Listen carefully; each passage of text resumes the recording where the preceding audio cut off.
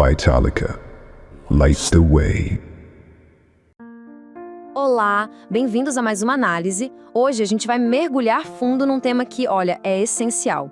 O que os exames de sangue realmente contam sobre a nossa saúde.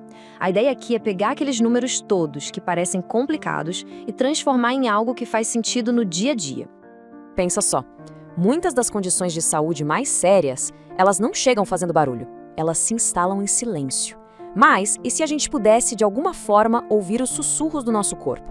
E se houvesse um jeito de pegar um aviso, antes que o problema realmente se instale? Pois é exatamente aí que entram os exames de sangue. Eles são basicamente o boletim da nossa saúde interna. É a chance de dar uma espiada no que está acontecendo por dentro. Beleza, então nosso roteiro de hoje é este. A gente começa com os sinais secretos do corpo, passa pela saúde circulatória e o X da questão do coração.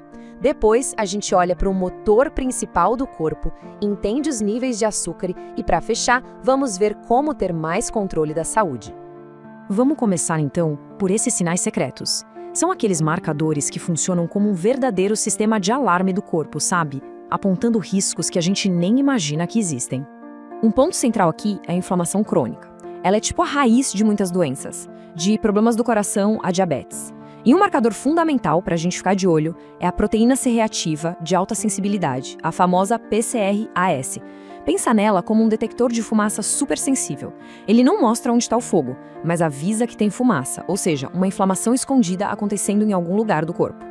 E o mais legal é que não é um marcador isolado, a gente tem um conjunto de pistas. A PCRAS, que a gente acabou de falar, aponta essa inflamação geral e o risco para o coração. Aí a gente olha a contagem de glóbulos brancos, que pode indicar uma infecção ou algo no sistema imune. E a relação entre linfócitos e neutrófilos ajuda a refinar ainda mais esse diagnóstico. Juntando as peças, a gente começa a ter um quadro muito mais claro do que está acontecendo. E tem mais um indicador importantíssimo, a albumina. É uma proteína, mas não é qualquer uma. Ela é tipo um termômetro geral da saúde. Olhando para ela, a gente tem pistas sobre o fígado, os rins e até sobre a nutrição. É um exame super completo. Ok, então a gente viu sobre a inflamação, e essa inflamação, claro, impacta diretamente nossos vasos sanguíneos. Então o próximo passo lógico é como está a saúde do nosso sistema circulatório, aquele que é responsável por levar oxigênio para todo canto do corpo. E um conceito-chave aqui é a viscosidade do sangue. É bem simples de entender, na verdade. Imagina um cano. Agora imagina a água passando por ele. Flui fácil, né? Agora aí se fosse mel, ia ser bem mais devagar, mais pegajoso. É basicamente essa a ideia da viscosidade. E o sangue mais grosso exige muito mais do coração e aumenta o risco de problemas. Para entender essa saúde circulatória, a gente olha para um conjunto de exames. A ferritina, por exemplo, mostra como estão os estoques de ferro, que é essencial para produzir glóbulos vermelhos. A hemoglobina e o hematócrito medem justamente a capacidade de carregar oxigênio. E o RW mostra se os glóbulos vermelhos estão todos do mesmo tamanho, o que indica se a produção está saudável. Ou seja, todos esses números juntos contam uma história. A história de quão eficiente é a entrega de oxigênio pelo corpo. Beleza, já falamos de inflamação e circulação, o que nos leva diretamente ao coração da questão, literalmente. Vamos falar agora do perfil lipídico, que está super ligado a uma das maiores preocupações de saúde no mundo todo, as doenças do coração. Aqui a gente tem a clássica divisão que todo mundo já ouviu falar, né? O colesterol ruim, o LDL, e o bom, o HDL. É uma boa forma de começar a entender.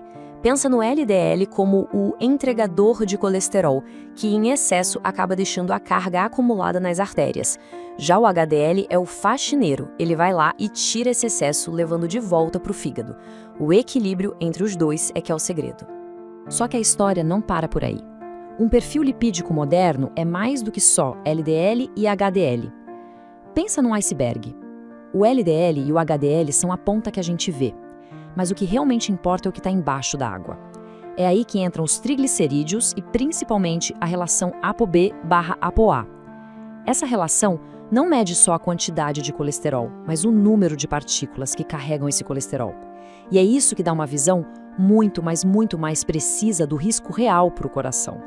Saindo um pouco do coração e dos vasos, vamos para outro órgão que é nossa fundamental, a grande usina de processamento do corpo, o fígado. E como a gente checa a saúde dele? Principalmente através de algumas enzimas. As mais famosas são a ST e a LT.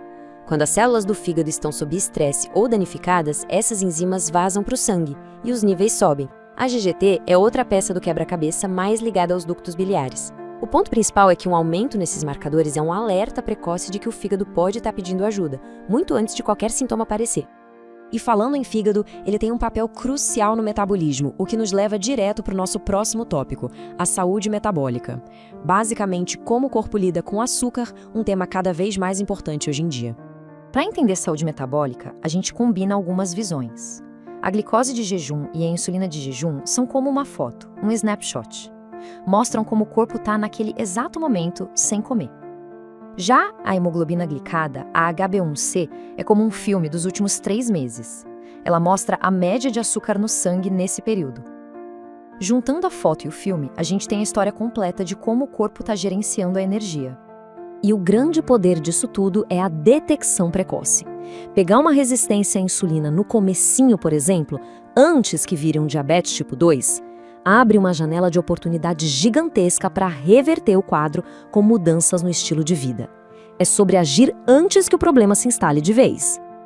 Ok, a gente viu um monte de informação, um monte de exames. A pergunta que fica é: e agora? Como transformar todo esse conhecimento em ação e, de fato, assumir o controle da própria saúde? Olha, no fundo, a estratégia é bem direta e se resume a 3 passos. Passo 1, testar. Não é esperar sentir algo, é ser proativo. A cada 1 ano e meio, 2 anos é uma boa frequência para checar. Passo 2, entender. Não adianta só pegar o papel com os números, é preciso saber o que eles significam para o seu caso específico. E o passo 3, o mais importante, agir. Com base nos resultados e com a ajuda de um profissional, fazer os ajustes necessários. É um ciclo, testar, entender, agir. Simples assim. No fim do dia, o nosso sangue conta uma história sobre a nossa vida, nossos hábitos, nossa saúde, e esses exames são a ferramenta que nos permite ler essa história. A grande questão é, uma vez que a gente aprende a ler, o que a gente vai fazer para escrever os próximos capítulos?